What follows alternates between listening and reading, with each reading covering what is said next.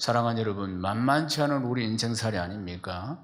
이 만만치 않은 인생살이 폭풍과 시련이 시도 때도 없이 찾아오는 우리의 인생 가운데 우리가 이 문제를 어떻게 해결할 것인가? 야고보서 1장 1절 말씀을 읽겠습니다. 하나님과 주 예수 그리스도의 종 야고보는 흩어져 있는 12지파에게 문안하노라. 아멘. 야고보서의 저자는 누구입니까? 야고보입니다. 야고보라고 하면은 성경에 보면 야고보라는 이름을 가진 분들이 여러 명이 등장합니다. 그렇다면 저자가 누구인가? 성경학자들은 예수님의 동생 야고보를 말합니다. 그러니까 예수님의 친동생 야고보가 바로 이 야고보서를 기록했다는 것을 이야기합니다. 이 야고보는 예루살렘 교회의 기둥 같은 지도자입니다. 실제로 보면 사도행전 15장에 보면 예루살렘 공회 때 회의를 하게 되는데 이방인도 구원을 받을 수 있는가? 이 문제를 가지고 원언할 때 이 결정을 내릴 때 가장 중요한 역할을 한 사람이 야고보인 것을 보면은 초대교회 때 아주 강력한 리더십을 가지고 있었다는 것을 볼 수가 있습니다. 그런데 이 말씀에 보면은 하나님과 주 예수 그리스도의 종 야고보는 흩어져 있는 12지파에게 문안하노라 이렇게 말씀합니다. 흩어져 있는 12지파, 핍박과 고난을 피해서 흩어져 있는 12지파, 전 세계로 이렇게 흩어져 있는 12지파 사람들에게 내가 문안한다 했을 때 흩어져 있는 그리스도인들을 디아스포라라 이렇게 부릅니다. 지금도 전 세계에 흩어져 있는 그리스도인들을 디아스포라라 부르는 것입니다. 흩어져 있는 12지파, 그러니까 12지파로 대표되는 이 이스라엘 민족들에게 이 예수 믿는 사람들에게 이 편지를 보낸다. 그러면 우리는 영적인 이스라엘 백성이므로 사랑하는 여러분, 우리에게도 보내는 편지가 되는 것입니다. 아멘이십니까? 그래서 믿음을 잘 지켜야 된다. 그래, 믿음을 잘 지키고 믿음의 선한 싸움을 잘 싸우고 이렇게 이제 이야기를 합니다. 그런데 우리가 믿음의 선한 싸움, 우리가 예수 믿고 한평생을 살아간다는 것이 믿음의 선한 싸움이라 그 말입니다. 에베소 6장 12절에 우리의 싸움은 혈과 육이 아니고 어둠의 영들과의 전쟁이라고 했습니다. 그러니까 예수를 믿는 것 자체가 큰 영적인 전쟁이라고 합니다. 요한복음 10장 10절에 보면은 우리가 예수 잘못 믿도록 도둑놈 믿는데 이 사단과 악한 영들은 둘이 인생을 도둑질하고 죽이고 멸망시킨다 그 말입니다. 그래서 항상 깨어 있어야 합니다. 사도 베드로는 우는 사자와 같이 산길자를 찾고 있으니까 항상 깨어 있으라 그렇게 말씀하고 있는 것입니다. 사랑하는 여러분, 우리는 예수 믿고 거듭나는 그날부터 천국 가는 날까지 이제 영적 싸움을 하고 있는 것입니다. 이 도둑놈은 우리에게 있는 믿음, 우리의 인생 모든 것들을 요한복음 10장 10절에 도둑질하고 죽이고 멸망시키려고 하는 것이고, 후반절 말씀에 보면 우리 주님은 생명을 주시되 우리에게 더 풍성히 주시기를 원하십니다. 그러니까 전쟁이 벌어진다. 작년에 우리 9월에 이제 이스라엘 성지순례를 갔는데 전쟁이 터졌습니다. 성지순례 중간에 터졌습니다. 제가 결정을 해야 될 그런 상황입니다.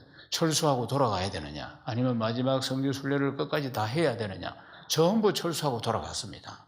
우리와 같이 돌아왔던 여러 팀들은 전부 다 돌아갔는데 저는 어떻게 할 것인가 기도하고, 그리고 현재 상황을 파악하고, 그러면서 이제 하루하루를 이제 오늘은 한다 이렇게 결정을 하면서 성지순례를 하고 있어요. 중간에 변수가 터지면은 우리는 돌아와야 합니다. 돌아오는 것도 보통 문제가 아닙니다. 이제 그러니까 돌아오는 것도 비행기가 없으니까 우리가 예약을 해놓은 것은 다 맞춰서 타고 오는 것이니까 중간에 비행기가 있는 것도 아닙니다. 그러니까 다 뭐 이 모양 저 모양으로 철수를 하고 있었기 때문에 우리는 철수를 한다면 요르단이라는 곳으로 건너가서 그리고 비행기가 생길 때까지 이제 기다려야 됩니다. 우리 일행은 40명이니까 한 명 티오가 생기면 비행기마다 한 명 태우고, 그 다음에 또 두 개가 티오가 생기면은 맨날 며칠 동안 티오가 생겨야지 그걸 탈 수가 있는 겁니다. 그렇게 하면은 이제 영어를 못 하잖아요. 중간에 몇 번 이제 거쳐서 지금 한국으로 들어와야 되는데 뭐 어떻게 표를 바꿀 것이며 어떻게 살 것이며 손짓 발짓 다 해가 될 문제도 아니고, 그러니까 많은 문제가 생기게 됩니다. 일단 철수했다 하더라도 오는 과정 속에서 이제 미아가 생길 수도 있는 겁니다. 어디가 또 식모살이 하려니 모릅니다. 또 잡혀가지고 그 아줌마를 탈출시켜야 되고 막 이런 일, 복잡한 일. 그러니까 참, 그래서 끝까지 밀어붙여가지고 성의수를 다 마치고 돌아왔습니다. 우리가 딱 비행기를 타고 돌아오고 그 다음 비행기부터는 폐쇄가 된 겁니다. 사랑하는 여러분, 전쟁은 지금도 지속하고 있습니다. 그러니까 싸움이라든지 전쟁이라든지 이런 것은 그러니까 참 우리에게 별로 좋은 것들을 주지 않습니다. 여러 가지 어려움을 주기도 하고 그 다음에 물가도 상승되고 그렇지 않습니까? 사랑하는 여러분, 누구나 다 이런 싸움이라든지 시험이라든지 시련이라든지 이런 것들이 빨리 지나가기를 원합니다. 그런데 성경은 우리가 시험을 만났을 때, 어떤 시련을 만났을 때, 이럴 때 우리는 어떤 자세를 취해야 하는가에 대한 답을 주고 있습니다. 야고보서 1장 2절 말씀을 읽겠습니다. 내 형제들아, 너희가 여러 가지 시험을 당하거든 온전히 기쁘게 여기라. 아멘. 아주 역설적인 표현입니다. 시험을 만났는데, 시련을 만났는데, 고난을 만났는데 어떻게 기쁘게 여길 수가 있겠는가? 성경 말씀은 굉장히 역설적입니다. 살고자 하느냐? 죽어야 하리라. 하나님의 미랄이 죽어야지 열매를 맺을 수 있다. 얼마나 성경은 역설적인, 심령이 부유한 자가 아니라 심령이 가난한 자가 하나님을 볼 것이라고 말씀하는 것처럼 말입니다. 오늘 이 말씀도 마찬가지입니다. 여러 가지 시련, 여러 가지 고난, 여러 가지 시험을 당하거든 온전히 기쁘게 여기라고 말씀하고 있습니다. 그러면 우리가 살면서 시험을 당하는 것, 시련을 당하는 것, 고난을 당하는 것, 이게 성경이 요구하는 것은 하나님은 우리에게 첫 번째로 그 시험을 온전히 기쁘게 여기라. 그 시련을, 그 고난을 온전히 기쁘게 여기라고 말씀하고 있습니다. 사랑하는 여러분, 여러 가지라고 표현하는 것은 모든 걸 말하는 것입니다. 모든 시험을 만났을 때, 모든 고난을 만났을 때 우리는 시험을 온전히 기쁘게 여기라 명령형입니다. 항상 기뻐하라, 쉬지 말고 기도하라, 범사에 감사하라. 이것이 우리를 향한 하나님의 뜻입니다.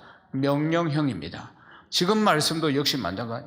고난을 만났을 때, 시험을 당했을 때, 그때 온전히 기뻐해라. 사랑하는 여러분, 어떻게 기뻐할 수 있을까 하는 것입니다. 그런데 기뻐하라, 명령인 것입니다.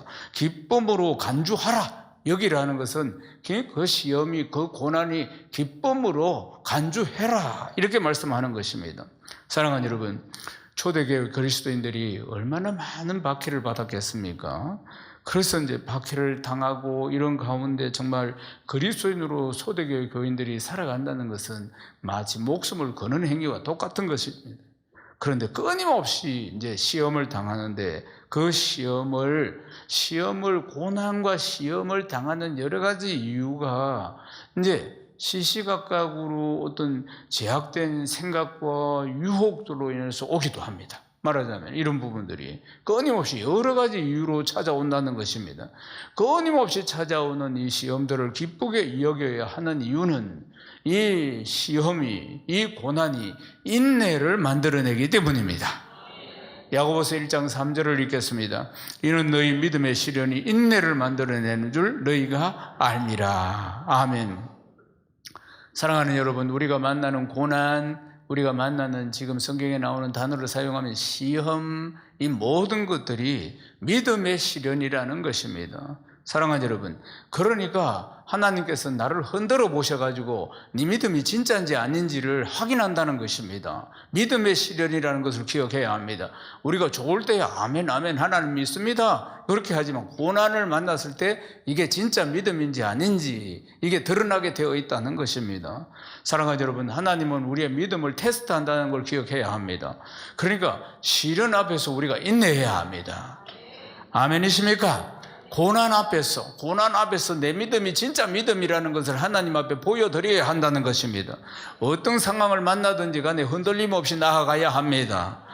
아멘이십니까? 내 믿음 내가 지켜야 한다는 걸 제가 여러 차례 이야기합니다. 말세의 믿음을 보겠느냐? 성경이 말씀하고 있지 않습니까? 그러니까 다수가 다 이렇게 저렇게 적당히 신앙생활을 한다 할지라도 나는 내 믿음 지켜야 합니다. 그런데 우리가 참 부족하니까, 그러니까 이걸 인내하고 그리고 마음을 다잡고 끝까지 갈 수 있는 능력이 그렇게 많지 않다는 겁니다. 실제로 보면 사랑하는 여러분, 앞이 캄캄하고 내 인생이 저 긴 터널 속에 들은 것 같은, 이론으로는 하나님께서 나와 함께 하신다는 것을 알겠는데 앞이 캄캄하고 뭐가 소망이 보이지 않고 이럴 때, 사랑하는 여러분, 하나님께 지혜를 구해야 합니다. 후회 주시고 꾸짖지 않아야 하시는 하나님께 이 시험을 어떻게 이기고 어떻게 대처해야 하는지 하나님께 지혜를 구해야 합니다. 아멘이십니까? 시험과 고난을 만났을 때 첫 번째는 뭐라 했습니까? 첫 번째는 기뻐하라. 기뻐하라. 두 번째는 뭐였습니까? 지혜를 구해라. 지혜를 구해. 시험과 고난을 만났을 때 우리의 자세가 어떻게 해야 되냐? 지혜를 구해야 한다. 야고보서 1장 5절을 읽겠습니다. 너희 중에 누구든지 지혜가 부족하거든 모든 사람이 후히 주시고 꾸짖지 아니하시라. 하나님께 구하라. 그리하면 주시리라. 이 난관을 어떻게 헤쳐나갈지 지혜를 구해야 합니다.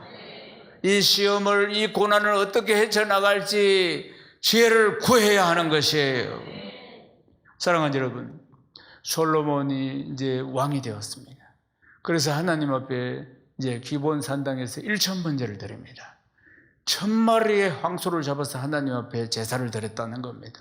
하나님이 처음 지켜보시다가 나중에 1,000마리를 잡아서 제사를 드리는 거고 너무나 감동을 받은 것입니다. 솔로몬 왕에게. 그래서 하나님께서 너무나 협조해가지고 솔로몬아, 내가 너에게 무엇을 줄고 구하라. 그렇게 말씀하십니다. 열왕기상 3장 9절을 읽겠습니다. 누가 주의 이 많은 백성을 재판할 수 있사오리까? 듣는 마음들 종에게 주사 주의 백성을 재판하여 선악을 분별하게 하옵소서. 아멘. 솔로몬이 구한 것은 지혜입니다. 왕으로서 통치를 잘할 수 있도록 하나님 지혜를 주시옵소서. 그러니까 하나님이 더 감동을 받아서 부귀영화도 다 주셨습니다. 지혜를 딱 받고 나서, 하나님으로부터 지혜를 받고 나서 첫 번째 재판이 딱 열리게 됩니다. 이제 두 여인이 한 아기를 데리고 왔습니다. 두 여인이 자기 아기라고 주장하는 것입니다. 하나님께서 지혜를 딱 받고 나서 처음 벌어진 사건입니다. 솔로몬이 딱 보고 칼을 가져오느라, 그러니까 둘을 아기를 쪼개라, 나누어라. 그래가지고 반반씩 가져가라. 그래 이야기하니까 진짜 엄마는 아이가 죽게 됐으니까 괜찮습니다. 저는 괜찮습니다. 아이의 생명을 보존해달라고 이렇게. 이 가짜는 쪼개세요. 이렇게 이야기했다 이 말입니다. 그러니까 참 하나님 지혜를 주셔서 딱 분별할 수 있도록 만들어 주셨어요. 그래서 이제 솔로몬이 하나님이 주신 지혜가 막 차고 넘치는 것이 저 여러 나라로 밖으로 소문이 납니다.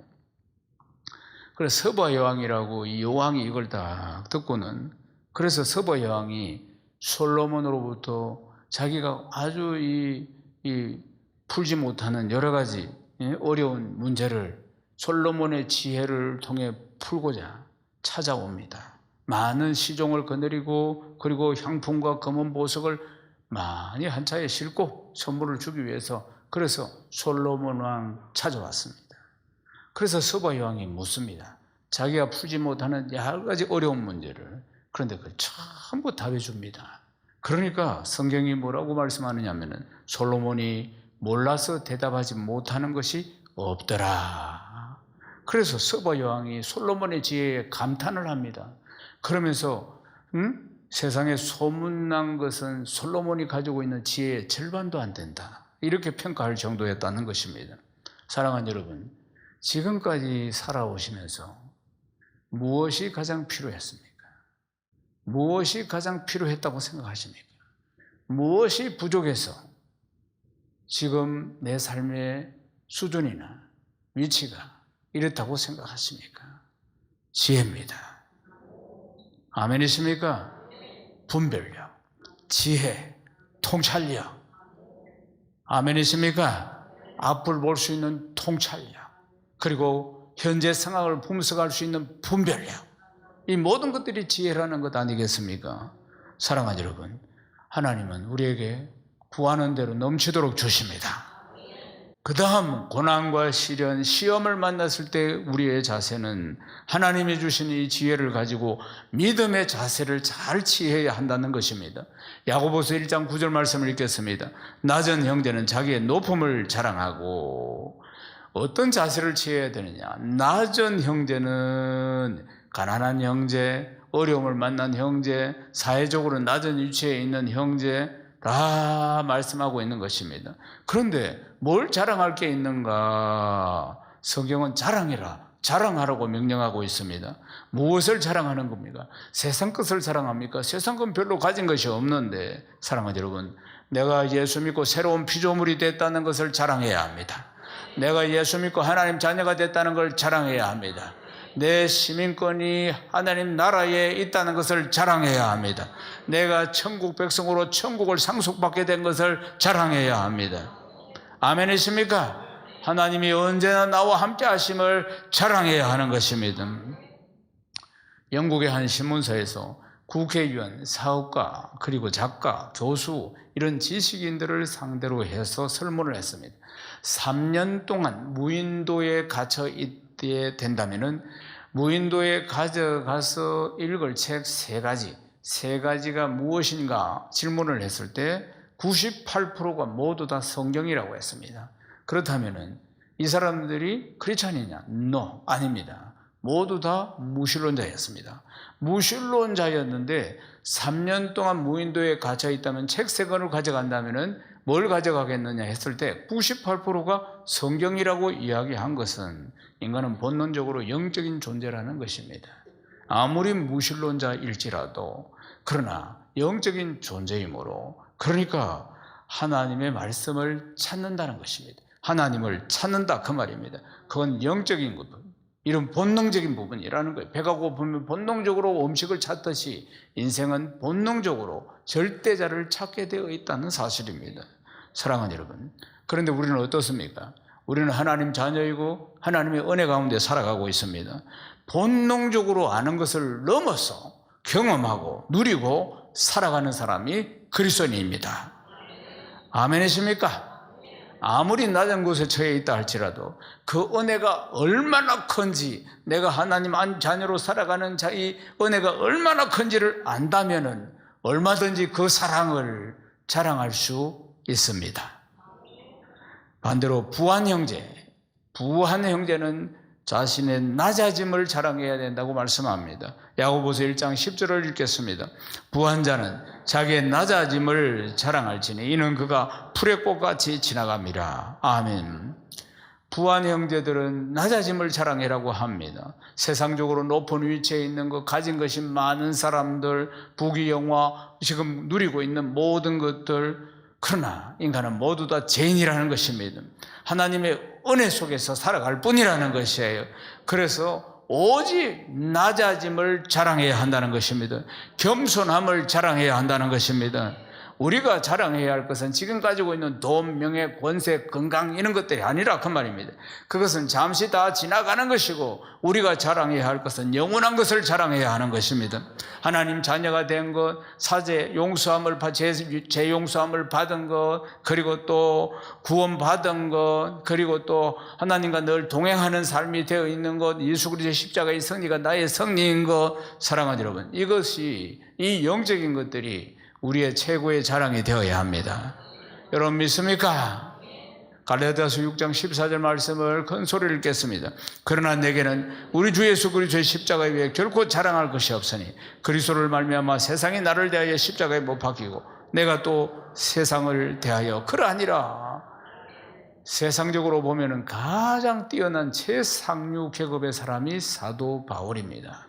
바리새인 중에 바리새인이고, 바리새인을 양반을 말하는 겁니다. 양반 중에 양반이었다. 바리새인 중에 바리새인이고, 그리고 또 그러니까 또 로마의 시민권자이고, 그 당시에 그들은 로마의 속국이었는데 그 아버지 때부터 시민권자였다는 것, 굉장한 권력을 가지고 있다는 것을, 그리고 가말리엘 문화에서 공부를 했다는 것입니다. 랍비가 가말리엘입니다. 그러니까 오늘날로 이해하면 하버드대 출신이다, 이렇게 말할 수가 있겠습니다.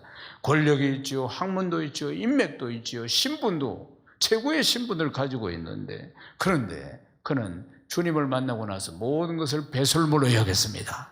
모든 것을 똥으로 여기고, 그전에는 그것을 자랑하며 살았는데, 사람들이 부러워하며 살았는데, 그러나 주님을 알고 나서부터는 예수 그리스도 외에는 자랑할 것이 없다는 것입니다. 여러분 믿습니까? 예수 그리스도 외에는 자랑할 것이 없다는 것입니다.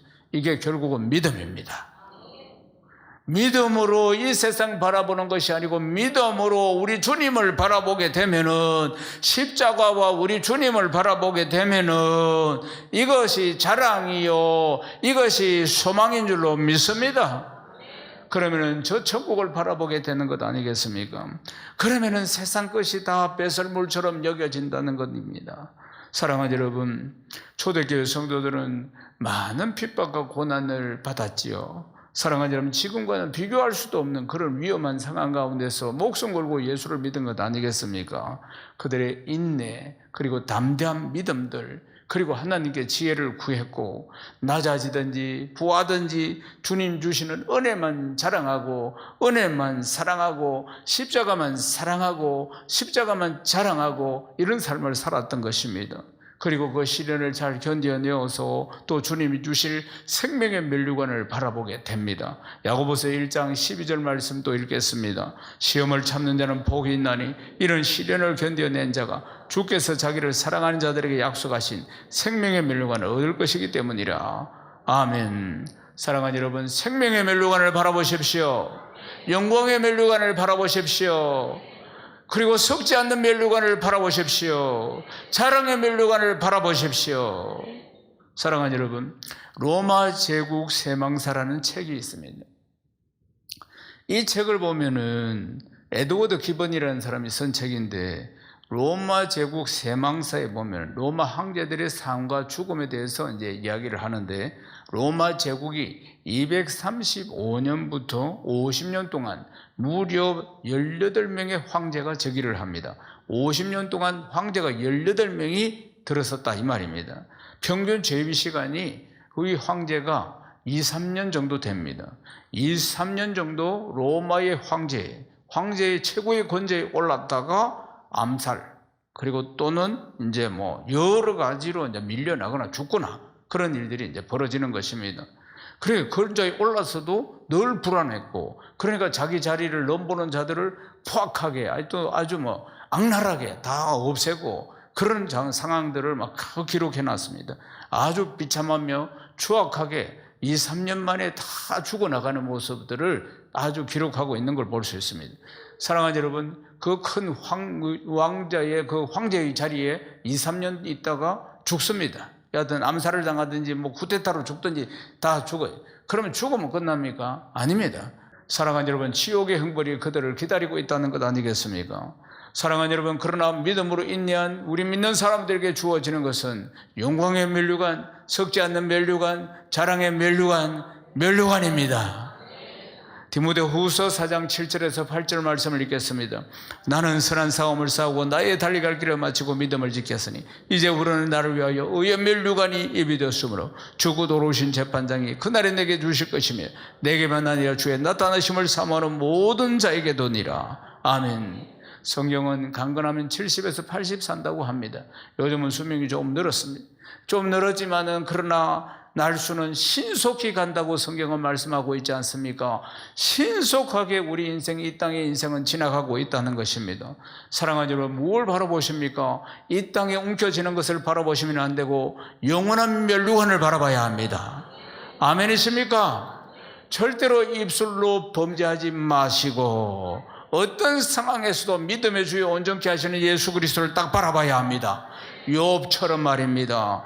그리고 십자가를 붙들고 십자가만 자랑했던 사도 바울처럼 우리는 언제나 십자가 바라보고 믿음의 주요 온전케 하시는 주 예수 그리스도 바라보고 그리고 그 멸류관 부름의 상을 향해서 우리가 달려가기를 주의 이름으로 축복합니다. 마지막으로 말씀드립니다. 사람 바라보지 마시고 환경 바라보지 마시고 언제나 믿음의 주요 온전케 하시는 주 예수 그리스도 바라보고 승리하는 복된 성도 다 되시기를 주의 이름으로 축원합니다.